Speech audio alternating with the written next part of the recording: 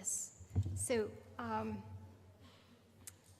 dear friends, dear Minister, Assistant Minister of the Croatian Ministry for Regional Development and European Funds, dear Mr. Galetta, Head of the area at the Agency of Territorial Cooperation for Italy, dear Mrs. Meyer from the Veneto region, Head of this new Managing Authority for Italy-Croatia, above all, dear Italian, dear Croatian partners and potential beneficiaries. Buongiorno a tutti, dobro jutro. It's a great pleasure for me and a great honor to be here to participate to the launch of the first ever Interreg cross-border cooperation between Italy and Croatia. It's not every day in the 26th year of Interreg that we launch a new program. So it is a great honor again. It is also, as you said, very emotional moment.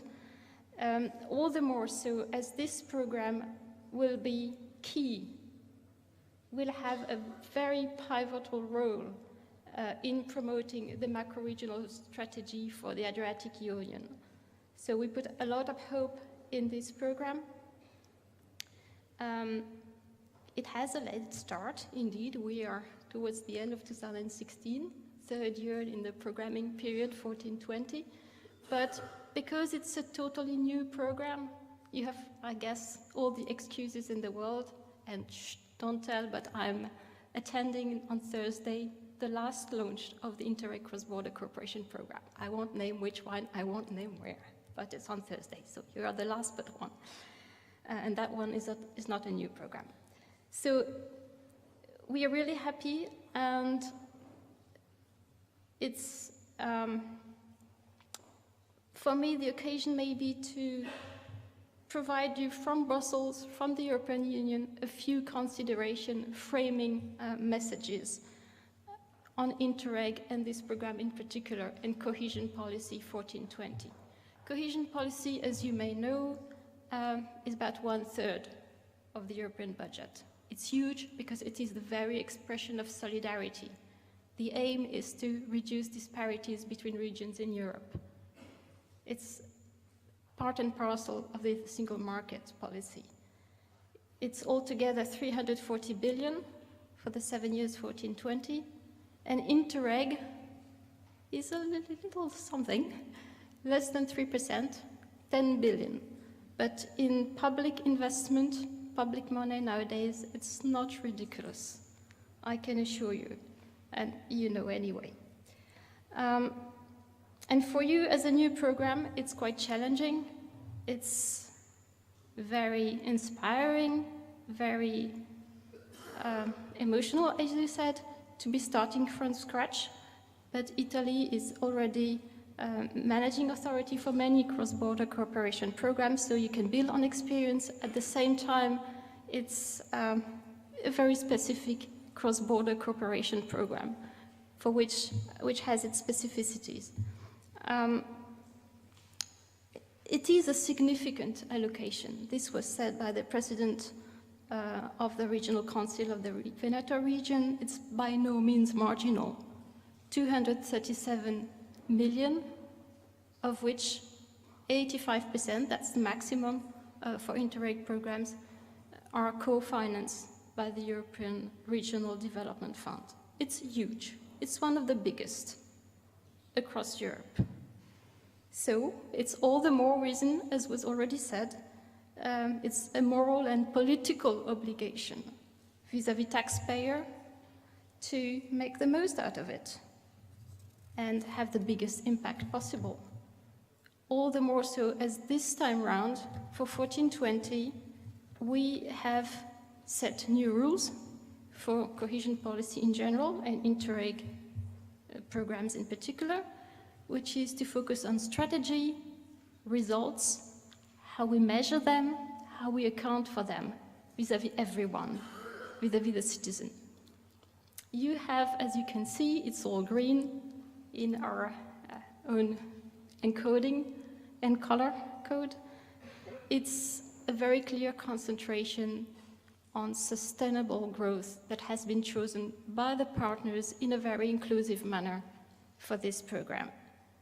It's in line, actually, with the 4 pillars of the macro-regional strategy for the Adriatic Union, which is blue growth, connecting the regions, environmental quality, and sustainable tourism.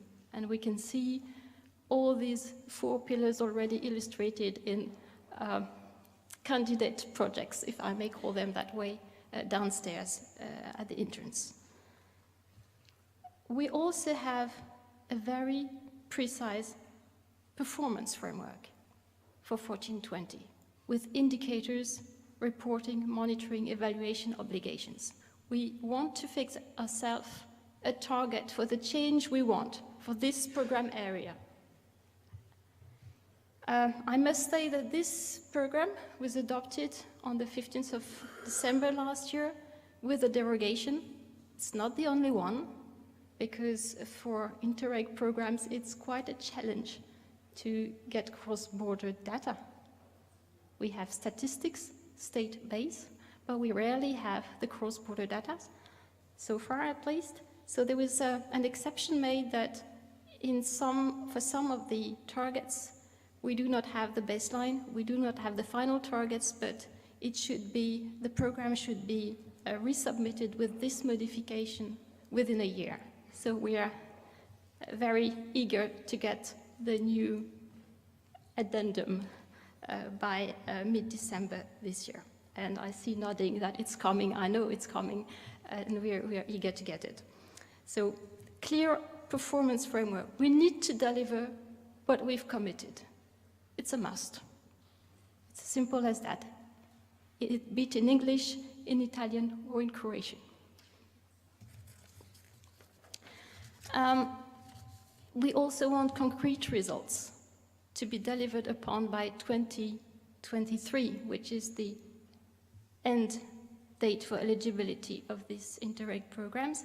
Just to give you a few examples we've picked up for you to show also how serious we are about results and how ambitious you have been as well. In terms of blue economy, you've announced research, you've announced 680 European patents application by the end of the programming period, of the eligibility period. That's a lot. It will have to be delivered upon. For sustainable growth, we picked up another few. Cultural and natural heritage sites promoted, 20 have been announced, of which 10 with improved accessibility for disabled tourists, virtual tourists, etc. And 6 natural ecosystems to be supported. So this, just to show you, we mean what we say. We want the results that have been announced, for which the money is being entrusted to the program. We were late in adopting this program together.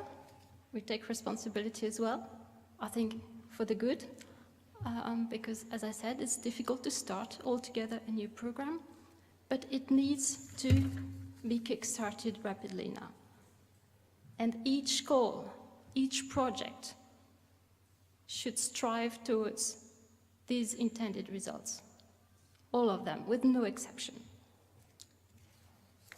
For doing so, because cohesion policy is not just about money, it's on the how, it's on the good governance and this cooperation that the President of the Council says history demands from us in Europe. And the how means also doing everything in partnership, and I know the program has taken put a lot of effort towards this over the last years, meaning associating all the levels of government, be they public authorities, trade unions, employers, NGOs, bodies representing civil society in general, in a very inclusive manner. It also means communicating. That is key. There are a lot of people who registered for this event today, which is good. It means there is a lot of appetite for the program, a lot of potential good projects. The more applications we will have, the better chance we will get to select the best in the interest of taxpayer. This is ex ante communication before we use the program. And there's also communication while we do it, while we implement the program, and ex post on the results. This is the least we owe to taxpayer. Communicating on what we do, on the impact we have on the territory. And in terms of communication strategy, thank you already for taking up the logo, the common logo that Interact has developed some 2 years ago in cooperation with the programs. Your website is up and running for everyone to see, to be informed. So thank you for that as well. I just wanted to signal one thing, which is quite in your favor. It's the very promising results of the Eurobarometer survey, the first ever we conducted, focused on the perception of people living in cross-border areas last year. We didn't have an Interreg cross-border cooperation program yet, but we requested from the contractor to focus on all the future border areas we would have for the 14-20 programming period, so Italy-Croatia included. And actually, the border area as a whole comes out just in the average, in the European average. A little bit more perception on the Croatian side, so more Croatian respondents had heard of Interreg in their area than on the Italian side, slightly more. That puts the program right in the middle. This is the image you can't see, but I can assure you 31%, you're right in the middle. But there is just a little note of caution I would like to strike today, also to maybe give a suggestion for your communication targets in future years. There is a worrying age difference. Namely, the youth tends to be less aware of what we do than the older generation. And the youth is the future. I'm sorry to say that, or happy to say that, rather. So maybe this is worth reflecting upon, how we communicate. Last words from me. You will find more on this Info Regio address that you have here on the exact details. There's a mine of information from this Eurobarometer survey, who has responded, the age, the social background, etc., to target your future communication. And also to tell you about this European Structural and Investment Fund, sorry for the terrible acronym, as if, open data platform that was opened in December last year. Its aim is to put here available for everyone the program targets that we have and how we gradually will deliver. It's already up and running. Everyone can see already the targets that have been announced for this program. And when the next annual implementing report will come next year, the results of it will also be uploaded online for anyone to see, so that we are really accountable for what we do, the use we make of the money we have. This is it from me. I wish you, all of you, Italian and Croatian partners, a very fruitful cooperation for the years ahead. You are building Europe in this region. This is a little laboratory of European integration.